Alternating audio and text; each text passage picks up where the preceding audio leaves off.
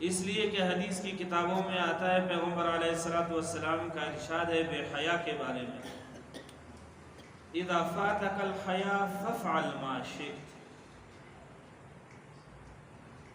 جب کسی کی حیا ختم ہو جاتی ہے پھر وہ ہر کام کر سکتا ہے۔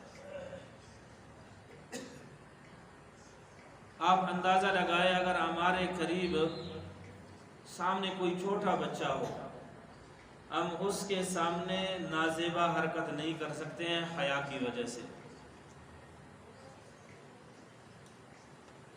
کوئی غلط کام اس وجہ سے نہیں کر سکتے ہیں کہ چھوٹا بچہ موجود ہے وہ سمجھ جائے گا۔ اب ایک آدمی اگر چھوٹے بچے کی موجودگی میں غلط کام اور نازیبا حرکت نہیں کرتا ہے تو پھر جو زمین و آسمان کا مالک ہے وہ بھی تو ہر وقت دیکھ رہا ہوتا ہے، اس کے سامنے کیوں ہم نافرمانی کرتے ہیں اور گناہ کرتے ہیں؟ اور یہ بھی خیال ہو کہ اللہ تبارک و تعالی دیکھ رہا ہے اور اس کے باوجود آدمی گناہ کرے، علماء نے لکھا ہے کہ یہ بہت بڑی جرأت ہے۔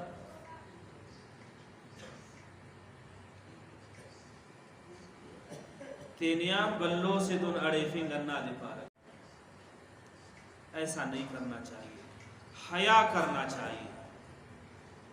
جب حیا دل میں رہے گا پھر آدمی اپنے توبہ پر برقرار رہے۔ تیسرا عمل علماء نے یہ لکھا ہے کہ خوف انتقام، توبہ کرنے کے بعد انسان کو یہ خیال رہے کہ میں نے توبہ کر لیا ہے، اب اگر میں اس کی نافرمانی کروں گا تو مجھ سے بدلہ لے گا۔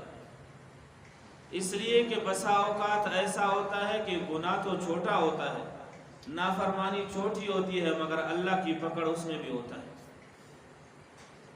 قرآن کریم میں ہے فَلَمَّا آسَفُونَا انتقمنا منهم، جب انہوں نے ہمیں نافرمانی کے ذریعے سے ناراض کر دیا تو ہم نے بھی ان سے بدلہ لے لیا۔ جب اللہ پکڑتا ہے، بدلہ لیتا ہے تو ان بطش ربک لشدید، بے شک تیرے رب کی پکڑ بہت سخت ہے۔ آپ حضرات تاریخ پڑھیں، دیکھیں کہ گزشتہ قوموں کے ساتھ اللہ تبارک و تعالی نے کیا سے کیا کیا ہے، پکڑا تو کتنا سخت پکڑا۔